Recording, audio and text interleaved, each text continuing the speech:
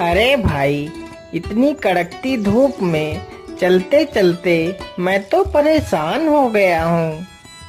अरे हाँ भाई, धूप तो बहुत जोर की है और इस रेगिस्तान में तो कहीं पानी भी नहीं है। मुझे तो बहुत जोर की प्यास लगी है। अरे भाई, चलते रहो। हो सकता है हमें कहीं ना कहीं पानी पीने को मिल ही जाए। उन तीनों को चलते चलते शाम हो जाती है।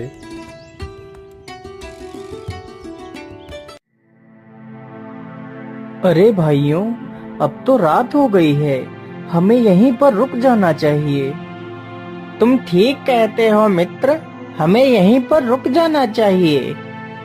तीनों मित्र वहीं पर रुक जाते हैं। जैसे ही आधी रात गुजरती है,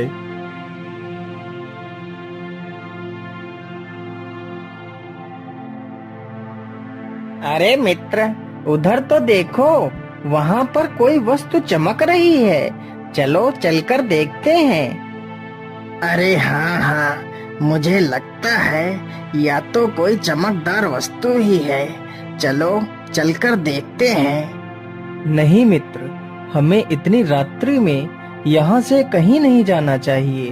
हम सुबह होते ही यह देख लेंगे कि वह चमकदार वस्तु क्या थी। अरे मित्र, तुम इतना डर क्यों रहे हो? हम तो तीन हैं, तो हमें डरने की आवश्यकता नहीं है। चलो हम लोग चलकर देखते हैं। फिर वह तीनों उस चमकदार वस्तु की तरफ चल देते हैं। अरे मित्र, यह तो कोई चमकदार आईना लग रहा है। अरे ये क्या? ये तो एक सोने का सिक्का है।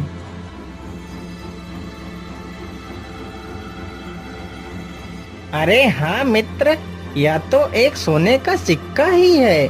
तो इसका मतलब इस गुफा में सोना अवश्य होगा। चलो मित्र, हम लोग इस गुफा के अंदर चलते हैं। नहीं मित्र, इस समय हमारा इस गुफा में जाना ठीक नहीं होगा। हम सुबह जाएंगे इस गुफा में। अगर तुम चाहो तो यह सिक्का तुम रख सकते हो। तेज प्रताप उन दोनों को अंदर जाने से रोकता है, लेकिन वह दोनों बहुत ही लालची थे। फिर वह तीनों वापस लौट आते हैं।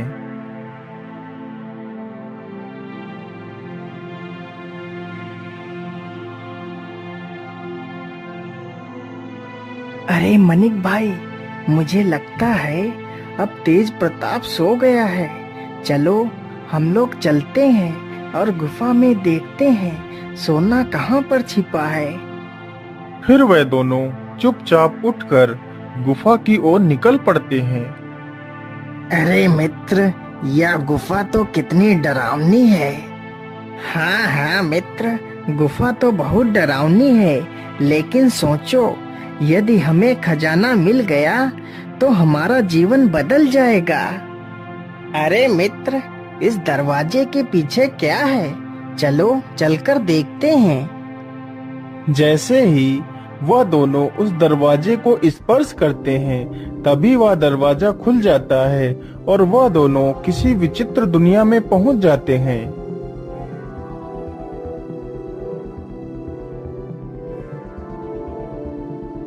कौन हो तुम दोनों? कहीं तुम दोनों पृथ्वी लोक से तो नहीं आए हो?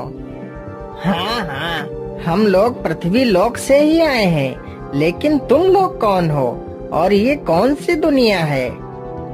हम दोनों इस राज्य के सैनिक हैं। चलो हमारे महाराज के पास चलो।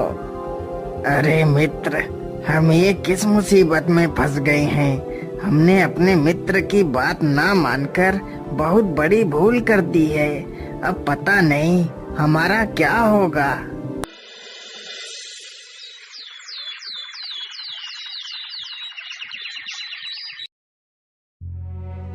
अरे ये दोनों कहाँ गए? कहीं वह दोनों गुफा में तो नहीं चले गए? चलो चलकर देखता हूँ।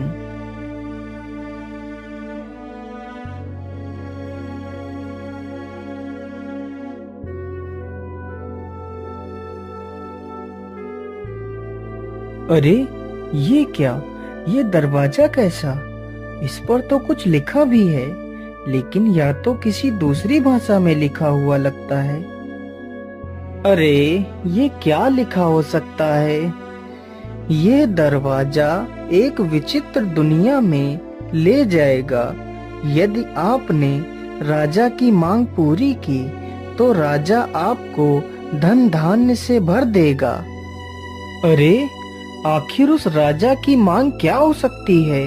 चलो चलकर देखता हूँ, कहीं मेरे दोनों मित्र उसी राजा के पास तो नहीं फंसे हुए हैं।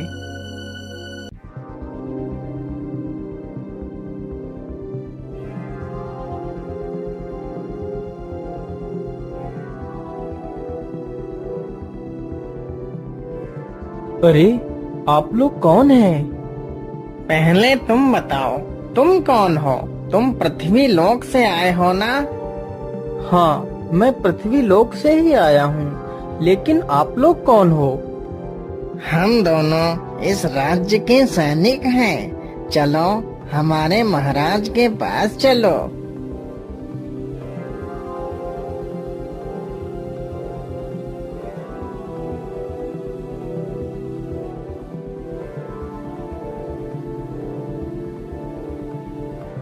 कौन हो तुम और यहाँ क्यों आए हो? महाराज, मैं एक व्यापारी हूँ। मैं अपने दो मित्रों के साथ यहाँ से गुजर रहा था, तभी मेरे दो मित्र आपकी इस विचित्र दुनिया में आ गए हैं। मैं उन्हें ही ढूंढने के लिए आया हूँ महाराज। हाँ हाँ, तुम्हारे दोनों मित्र हमारे पास बंदी हैं, लेकिन वह दोनों दिल के बहुत ही दुष्ट तथा लालची हैं। यहाँ तुम आ तो अपनी मर्जी से सकते हो, लेकिन अपनी मर्जी से जा नहीं सकते। जब तक तुम लोग मुझे इस श्राप से मुक्त नहीं कराओगे, तब तक यहाँ से कोई नहीं जा सकता। लेकिन महाराज, आपको ये श्राप किसने दिया था? ये श्राप मुझे एक ऋषि ने दिया था। यह बात उन दिनों की है जब मैं एक बहुत ही क्रूर तथा घमंडी किस्म का राजा था। लेकिन महाराज, हम कहाँ जाएंगे? इस राज्य को छोड़कर हम कहाँ जा सकते हैं महाराज? दया करो महाराज। इस बार सूखा पड़ने की वजह से कोई भी फसल नहीं हुई है महाराज, तो हम आपको कर कहाँ से दे महाराज? दया करो महाराज। तुम जैसे निकम्मों के लिए हमारे दिल में कोई दया नहीं है। यदि तुम्हें इस राज्य में रहना है तो कर पूरा देना पड़ेगा, चाहे फसल हो या ना हो, मुझे कर चाहिए। एक दिन की बात है, राजा अपने बगीचे में टहल रहा था।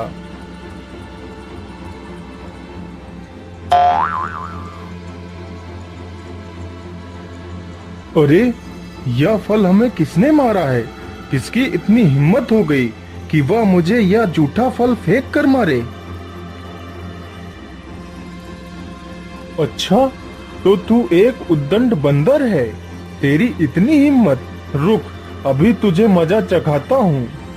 राजा अपने धनुष से उस बंदर के ऊपर वार करने लगता है तो बंदर भागते भागते एक जंगल में एक वृक्ष पर चढ़ जाता है। उसी वृक्ष के नीचे एक साधु अपनी तपस्या में लीन था। तभी राजा ने उस बंदर के ऊपर तीर से वार कर दिया तो बंदर घायल होकर जमीन पर गिरता है। अरे ये कैसा शोर है? या तो कोई बंदर लगता है, लेकिन इसे तो किसी ने घायल कर दिया है। इसे मैंने ही घायल किया है, या मेरे बगीचे में घुसकर मुझे ही झूठे फल फेंक कर मार रहा था, इसलिए मैंने इस दुष्ट को मारा है। लेकिन राजन, यह तो एक जानवर है और या तो इस वानर का स्वभाव है। तुम्हें इसे नहीं मारना चाहिए था। तुमने इसे मारकर बहुत बड़ा पाप किया है। अच्छा, तो एक मामूली सा साधु हमें ज्ञान देगा क्या पाप है और क्या पुण्य है। चले जाओ साधु, नहीं तो तुम्हारा भी हाल इसी बंदर की तरह ही हो जाएगा। अरे मूर्ख राजा, तू तो बड़ा ही अहंकारी है। इस मासूम को मारकर तुझे इसका कोई आभास नहीं। मैं तुझे श्राप देता हूँ, जिस अहंकारी मुख से तू इतने कटु वचन बोल रहा है, तेरा यह मुंह वानर का हो जाएगा और तू और तेरा राजमहल एक विचित्र दुनिया में खो जाएंगे। क्षमा महात्मन, क्षमा, मुझे क्षमा कर दीजिए महात्मन, मुझसे बहुत बड़ी भूल हो गई। मैं अपने राजस्व में आकर बहुत अहंकारी और बहुत ही क्रूर हो गया था, परंतु मुझे माफ कर दीजिए, मेरी भूल का आभास हो चुका है। मुझे इस वानर वाले सिर से मुक्त कर दीजिए बाबा, अब मैं जीवन में कोई पाप नहीं करूँगा। हे अभिमानी राजा, मैं अपना श्राप वापस नहीं ले सकता, लेकिन जिस दिन कोई पृथ्वी लोक का नेक दिल इंसान तेरी इस विचित्र दुनिया में आकर तुझे स्पर्श करेगा तो तेरा ये श्राप टूट जाएगा और तू वापस अपने वास्तविक रूप में आ जाएगा। तब से लेकर आज तक हमारा ये राज्य इस गुफा में ही समाया हुआ है, लेकिन यदि तुम एक नेक दिल इंसान हो तो तुम्हारे स्पर्श करने से मैं वापस अपने वास्तविक रूप में आ जाऊंगा और अपने पृथ्वी लोक पर वापस लौट सकूंगा। यदि तुमने मुझे ठीक कर दिया तो मैं तुम्हें इतना धन दूंगा कि तुम्हारी 7 पुश्तें बैठकर खाएंगी। ठीक है महाराज, लेकिन मुझे आपके धन की कोई लालसा नहीं है। यदि मेरे स्पर्श से तुम्हारा भला हो सकता है तो मैं तुम्हें अवश्य इस श्राप से मुक्त करूंगा। फिर वह आदमी जैसे ही राजा को स्पर्श करता है, अरे ये क्या, ये तो चमत्कार ही हो गया, मैं तो अपने वास्तविक रूप में आ गया। हे नेक दिल इंसान, तुम्हारा लाख लाख धन्यवाद। फिर उस राजा का पूरा राजमहल वापस पृथ्वी लोक पर आ जाता है। फिर वह तीनों मित्र बहुत सारा धन लेकर वहां से वापस अपने राज्य की ओर लौट जाते हैं। दोस्तों, आपको हमारी स्टोरी कैसी लगी? हमें कमेंट करके जरूर बताइए। इस स्टोरी को लाइक और शेयर करें और हाँ, हमारे चैनल को सब्सक्राइब करना ना भूलें। Thank you.